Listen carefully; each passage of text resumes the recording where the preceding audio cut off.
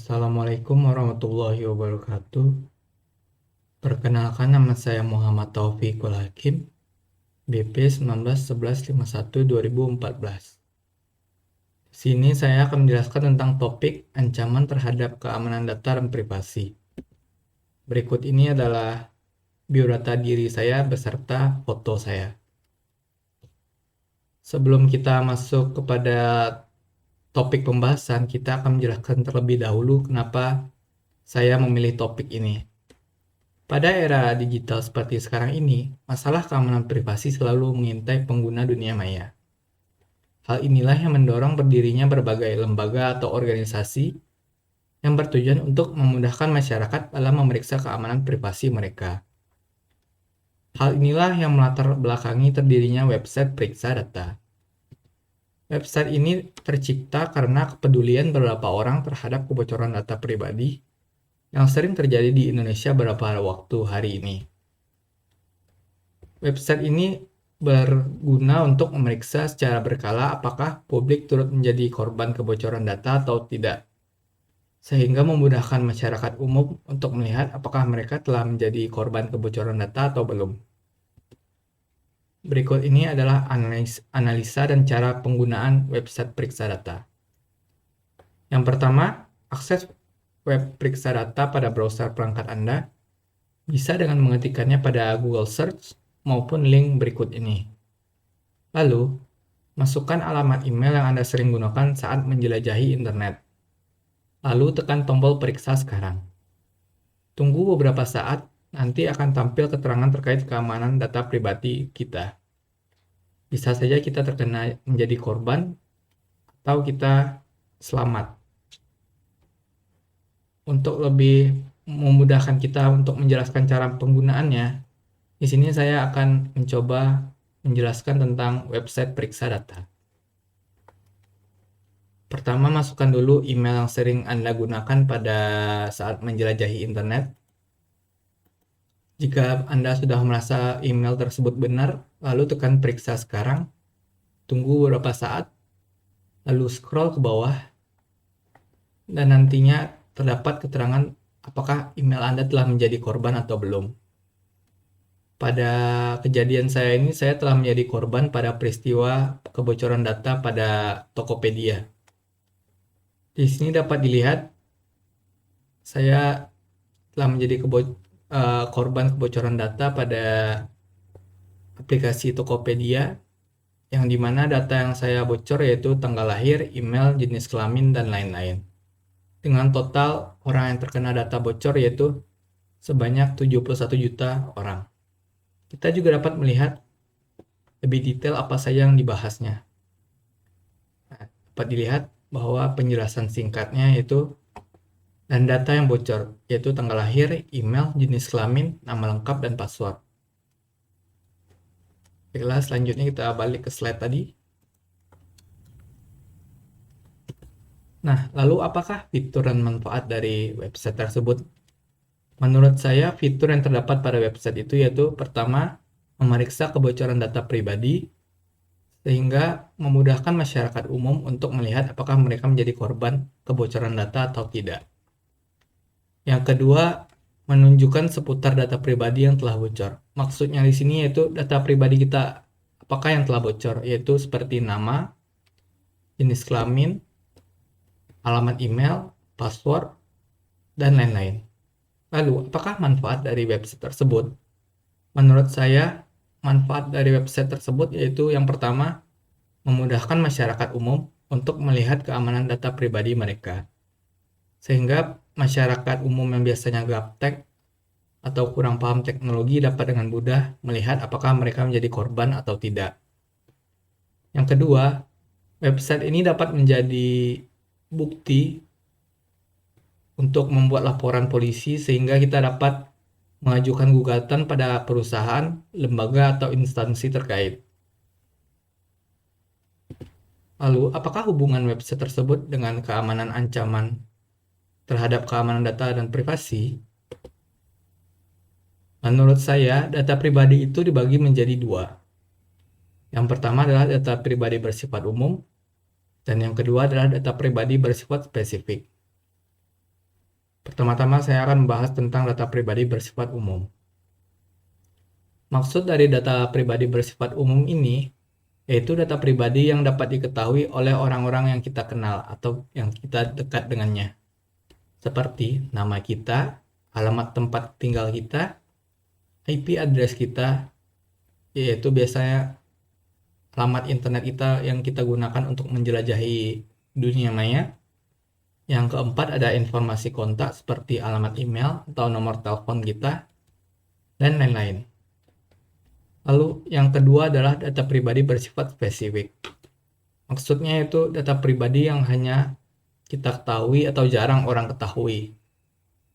Biasanya data pribadi yang bersifat spesifik itu yaitu pertama agama kita, lalu ras atau etnis kita, riwayat kesehatan seperti apakah kita pernah operasi atau kecelakaan atau mengidap penyakit tertentu. Lalu yang keempat ada data kewarganegaraan seperti nomor induk kewarganegaraan NIK, lalu ada nomor KK dan lain-lain. Yang kelima ada password. Password ini biasanya hanya diketahui oleh kita sendiri, sehingga hal inilah yang menyebabkan dia tergolong kepada data pribadi bersifat spesifik. Lalu, apakah penyebab kebocoran data dan cara mengatasinya?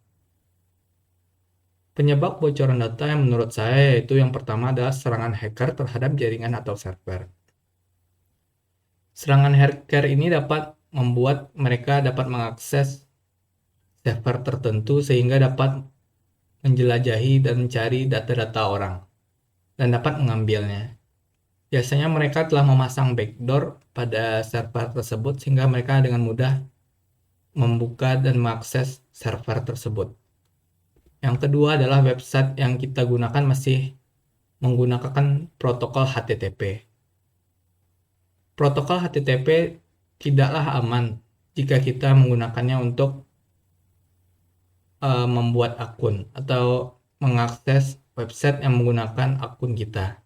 Karena protokol HTTP tidak seaman protokol HTTPS. Karena kalau protokol HTTP tidak dapat mengenkripsi password kita sehingga password yang diterima dan dilihat oleh hacker berbeda dengan password aslinya. Yang ketiga menurut saya adalah lemahnya keamanan pada server. Lemahnya keamanan pada server ini membuat para hacker dengan mudah mencuri atau mengambil data pribadi kita. Lalu, apakah cara mengatasinya? Menurut saya yang pertama adalah menggunakan firewall atau VPN saat menjelajahi internet. Dengan menggunakan firewall atau VPN, kita dapat mencegah atau memberi keuntungan lebih sehingga data pribadi kita tidak mudah untuk dilihat oleh orang lain. Lalu, jangan menekan link yang mencurigakan. Biasanya link ini adalah link phishing. Sehingga jika kita menekan link tersebut, nantinya kita akan diarahkan kepada suatu web yang dimana web tersebut nanti akan bisa mengambil data pribadi kita. Lalu yang ketiga adalah jauhi web yang masih menggunakan protokol HTTP. Karena pada dasarnya protokol HTTP sangat tidak aman dibandingkan dengan yang protokol HTTPS. Lalu metode apakah yang sering digunakan dalam pencurian data? Metode yang paling sering digunakan dalam pencurian data yaitu yang pertama adalah phishing. Phishing merupakan sebuah serangan yang menyertakan sebuah link yang biasa terletak pada email, dan nantinya jika kita tidak berhati-hati saat menekan link tersebut, kita akan diarahkan pada suatu website yang nantinya data kita akan diambil atau dicuri. Saat ini phishing telah tersebar kemana-mana. Bahkan banyak orang yang gaptek atau tidak tahu teknologi membagikan link-link tersebut kepada grup WhatsApp, Facebook, YouTube, dan lain-lain. Sehingga orang yang awam atau yang tidak tahu tentang teknologi nantinya akan dengan mudah tergiur oleh iming-iming dari link tersebut. Sehingga nantinya data pribadi mereka dicuri atau diakses tanpa pengetahuan mereka. Yang kedua adalah exploit kit. Exploit kit ini merupakan alat yang biasanya digunakan untuk membuat backdoor atau akses dari server. Alat ini biasanya ditanam secara langsung dan tidak dapat dilakukan dengan melalui jaringan. Oleh karena itu dibutuhkan keberanian lebih dari para hacker tersebut untuk memasang alat tersebut. Lalu yang ketiga adalah social engineering. Social engineering adalah manipulasi psikologis yang dilakukan oleh seseorang dalam mengorek informasi rahasia dan memanfaatkan informasi tersebut untuk kepentingan pihak tertentu. Skema yang biasa digunakan antara lain dengan mengintai atau mengawasi target yang diinginkan, lalu pura-pura menghubungi target dari sebuah organisasi yang biasanya target gunakan atau biasa target inginkan, lalu menggiring target agar memberikan data-data pribadi mereka yang bersifat hanya mereka yang ketahui. Teknik ini merupakan teknik yang sangat berbahaya dan merupakan salah satu level tertinggi dari metode pencurian data. Lalu saya selanjutnya akan bahas tentang contoh kasus dari kebocoran data. Yang pertama adalah kasus kebocoran data penduduk oleh BPJS. Kasus ini merupakan kasus terbaru, oleh karena itu saya mengambilnya karena sangat hangat beberapa saat lalu di dunia maya, karena data dari 279 juta penduduk Indonesia telah bocor ke publik dan diperjualbelikan. Hal ini sangat meresahkan warga dan BPJS Kesehatan nampaknya keamanan servernya tidak sebaik yang kita pikirkan. Penyebabnya kemungkinan besar oleh serangan hacker terhadap jaringan atau server dari BPJS Kesehatan. Sampai saat ini belum ada kejelasan atau solusi dari permasalahan tersebut. Diduga kerugian dari kebocoran data ini sebesar 600 triliun rupiah. Lalu kasus kedua yang saya ambil yaitu kebocoran data pada Tokopedia. Ini merupakan salah satu kasus yang juga saya alami karena saya menjadi korbannya, di mana akun Tokopedia saya telah bocor sehingga data pribadi saya seperti nama lengkap, password, email, tanggal lahir, dan jenis kelamin telah bocor. Namun sayangnya solusi yang diberikan oleh pihak Tokopedia hanya mengganti password. Sampai saat ini gugatan yang diberikan oleh korban-korbannya tidak ada yang menang. Lalu, apakah ada kebijakan hukum untuk menanggulangi atau mencegah kasus kebocoran data ini? Sebetulnya hukum yang benar-benar mencegah ini belum ada. Yang ada baru seperti Undang-Undang tahun 1945 di mana menjelaskan pada sila kedua yaitu manusia yang adil dan beradab. Namun hal itu belum menjelaskan lebih rinci terhadap kebocoran data. Selain itu ada pasal 28G pada Undang-Undang 1945 di mana setiap orang berhak atas perlindungan data pribadi. Namun sayangnya sanksi yang diberikan masih belum ada. Selain itu ada Undang-Undang Nomor 39 Tahun 1999 tentang HAM pada pasal 21, di mana setiap orang berhak atas keutuhan pribadi, baik rohani maupun jasmani, dan karena itu tidak boleh menjadi objek penelitian tanpa persetujuan dirinya. Hal ini mengarah kepada maksudnya yaitu data-data pribadi kita yang tidak boleh dijadikan penelitian atau objek oleh orang lain. Lalu ada juga Undang-Undang Nomor 23 Tahun 2006 tentang administrasi kependudukan di mana data pribadi adalah data perseorangan tertentu yang disimpan, dirawat, dan dijaga kebenarannya dan dilindungi oleh kerahasiaannya. Tapi sayangnya masih belum ada sanksi untuk hal tersebut. Lalu ada juga Undang-Undang ITE Nomor 19 Tahun 2016 yang pada pasal 26 yang berbunyi terkait data pribadi seseorang. Namun sayangnya, undang-undang ini tidak menjelaskan tentang sanksi atau pasal-pasal lain terkait keamanan data pribadi.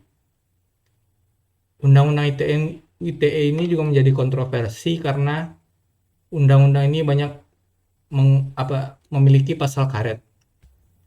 Misalnya, kita sebagai korban dari suatu kejahatan teknologi informasi, kita ingin mengadu. Namun ketika saat kita ingin mengadu, malahan pelaku yang lebih duluan mengadu ke polisi. Pelaku ini bisa menjerat kita dengan pasal sehingga kita lah menjadi tersangkanya, bukan mereka. Sehingga banyak orang yang mengatakan UU ITE ini adalah pasal karet. Lalu ada juga terkait peraturan pemerintah dari tahun 2012 dan 2019. Tapi hal ini masih belum ada sanksi yang diberikan. Nah, beberapa saat ini telah ada rencana atau undang-undang rancangan yang bersifat perlindungan data pribadi. Rancangan undang-undang ini rencananya akan segera disahkan atau diterapkan. Rancangan undang-undang ini menjadi angin segar bagi kita yang ingin data pribadi kita terlindungi. Karena pada undang-undang ini, data pribadi kita dapat lebih diawasi dan dijaga.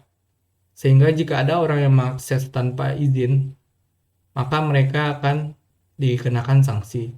Harapan saya ke depannya semoga undang-undang ini segera terrealisasi, sehingga data pribadi masyarakat Indonesia dapat dijaga dan dilindungi sekuat mungkin. Dan para pelakunya mendapatkan sanksi seberat-beratnya. Sekian dari saya. Mohon maaf apabila ada salah kata. Wabillahi taufiq wal hidayah. Assalamualaikum warahmatullahi wabarakatuh.